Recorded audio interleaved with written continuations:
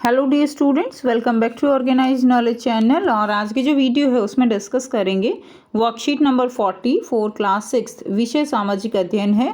और ये वर्कशीट आपके लिए 9 दिसंबर 2021 के लिए शेड्यूल की गई है। और आज की जो वर्कशीट है स्टूडेंट्स, उसमें हमारा उपविषय रहेगा ग्राम सभा का एक उदाहरण। ठीक है, हमने पिछली वर्कशीट में पढ़ा था कि ग्राम सभा होती क्या है। ग्राम सभा गांव के लोगों की एक सभा है जिन लोगों को वोट देने का अधिकार प्राप्त होता है, जो 18 साल से ऊपर होती हैं, उन सभी की मीटिंग जो है वो ग्राम सभा कहलाती है, जिसका मुखिया सरपंच होता है। अब हम इस वर्कशीट के माध्यम से एक गांव की एक सभा जो है उसका एक उदाहरण लेंगे और उसके माध्यम से सरपंच के कार्यों को समझेंगे। वर्कशीट शुरू करने से पहले प्लीज़ चैनल को सब्सक्राइब कर दीजिए, बेल आइकन को भी प्रेस कर लो ताकि आपको आने वाली वीडियोस की नोटिफिकेशन वो समय से मिल जाए। देखिए आज की वर्कशीट में क्या दिया गया है। आज का दिन बड़ा खास है, सभी लोग जल्दी जल्दी ग्राम सभा के लिए जा रहे हैं। यानी जो गांव में ये जो है ग्राम सभा होनी है और वहाँ लोग जो है वो जल्दी जल्दी मीटिंग के लिए जा रहे हैं।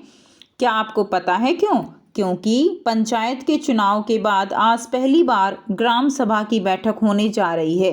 यानी पंचायत में पंचायत के चुनाव होते हैं जिसमें पंच और जो सरपंच है वो चुना जाता है 5 साल के लिए। और चुनाव होने के बाद आज जो है गांव में पहली बार ग्राम सभा की बैठक होने जा रही है। यानी इस बैठक में सभी लोगों को अपनी अपनी समस्याएं कहने का मौका दिया जाएगा, इसलिए सभी लोग जो है वो जल्दी जल्दी ग्राम सभा की मीटिंग के लिए जा रही हैं। हरदास गांव के लोग यह जानने के उत्सुक हैं कि नई पंचायत ने उनके लिए क्या योजनाएं बनाई हैं। अब ये गांव जो है जहां पर मीटिंग दिखाई गई है वो कौन सा गांव है? वो है हरदास गांव। ग्राम सभा की बैठक की शुरुआत में सरपंच और पंच ने सड़क विकास की मरम्मत होने वाले खर्च का ब्यौरा दिया।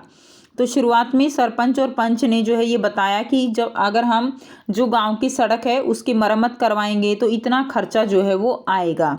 यह सड़क गांव के मुख्य सड़क को मुख्य सड़क से जोड़ती है।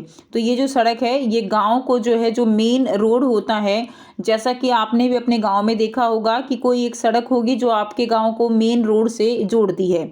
ठीक है, तो ये वही मुख्य सड़क की बात यहाँ पर गांव वाले कर रहे हैं। अब यहाँ पर देखिए प्रश्न दिया गया है, सरपंच द्वारा पंचायत के किसी भी कार्य की जानकारी ग्राम सभा को देना क्यों ज़रूरी है?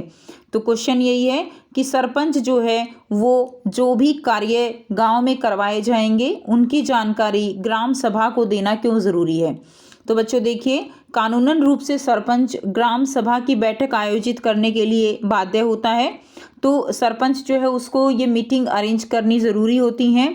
दूसरा, सरपंच वो एक चुना हुआ व्यक्ति होता है और वो जो लोग होते हैं उनके प्रति जवाबदेही उसकी होती है, वो आंसरेबल होता है और उसको जो भी गांव में विकास कार्य है या जो भी वो कार्य करवाएगा कानूनन रूप से उसको सारे कार्यों की जानकारी देना ज़रूरी है। ठीक है, तो आप आंसर में लिखेंगे कानूनन रूप से सरपंच ग्राम सभा की बैठक आयोजित करने के लिए बाध्य होता है। सरपंच की ग्राम सभा के प्रति जवाबदेही होती है जिसके कारण उसे सारे कार्यों की जानकारी देना ज़रूरी है। तो ये आंसर आप इसमें लिख देंगे। उसके बाद देखिए नेक्स्ट अब जो समस्या आई वो थी पानी की कमी पर। ठीक है, तो इसके बाद पानी की कमी पर क्या होने लगी? चर्चा होने लगी। गांव में रहने वाली तिजिया ने बोलना शुरू किया। हरदास गांव में पानी की समस्या बहुत बढ़ गई है। हैंडपंपों का पानी जमीन के बहुत नीचे चला गया है। मुश्किल से हैंडपंपों में थोड़ा बहुत पानी आता है।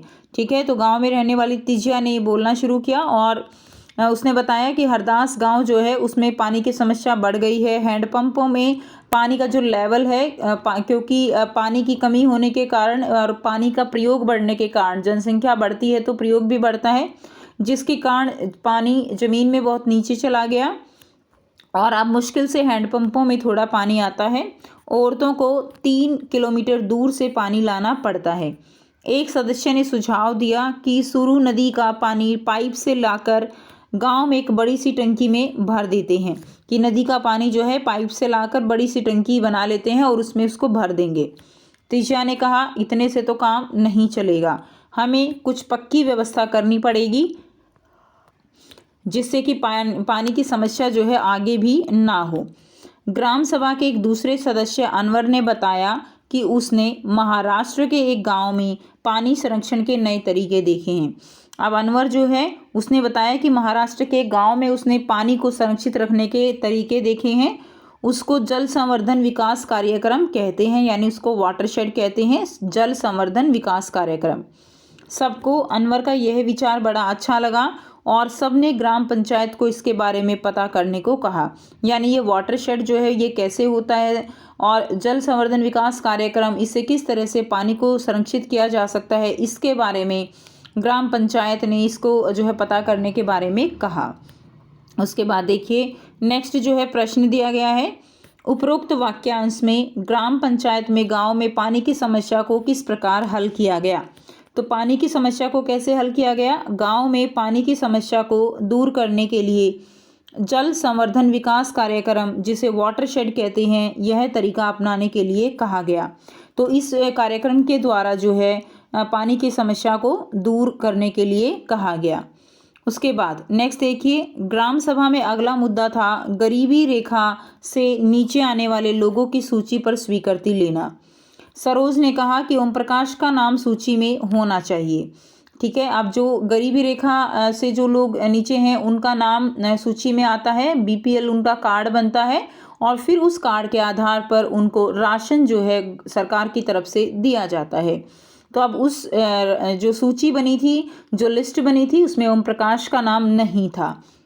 जिस व्यक्ति ने गरीबी रेखा के नीचे आने वाले परिवारों का सर्वेक्षण किया था उससे सरपंच ने पूछा कि ओम प्रकाश का नाम सूची में क्यों नहीं था। उसने बताया कि वह उसके घर गया था तो वहां ताला लगा था। सरपंच ने कहा कि ओम प्रकाश की आय देखी जाएगी और वह सरकार द्वारा तय की गई राशि से कम है तो उसका नाम भी सूची में शामिल किया जाएगा।